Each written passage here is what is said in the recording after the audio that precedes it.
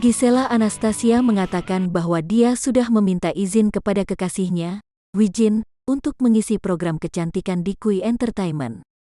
Kui Entertainment merupakan media digital yang didirikan mantan suaminya, Gading Marten, bersama Raffi Ahmad dan Sean Gelael.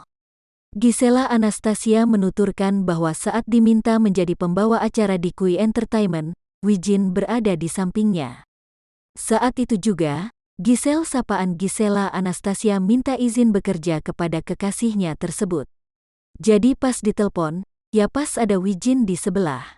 Langsung gitu bilang, aku ditawarin kerjaan jadi hostnya Kui buat segmen fashion, jadi menurut kamu gimana? Gitu, kata Gisela Anastasia di Polda Metro Jaya Jakarta Selatan, Senin tanggal 26 April tahun 2021.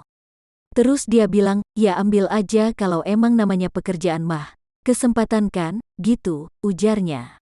Menurut Gisela Anastasia, kekasihnya bukan tipe pencemburu sehingga tidak masalah ketika menerima tawaran pekerjaan dari perusahaan mantan suami. Meskipun bekerja di perusahaan Gading Marten, dia tidak bakal sering bertemu dengan mantan suaminya itu.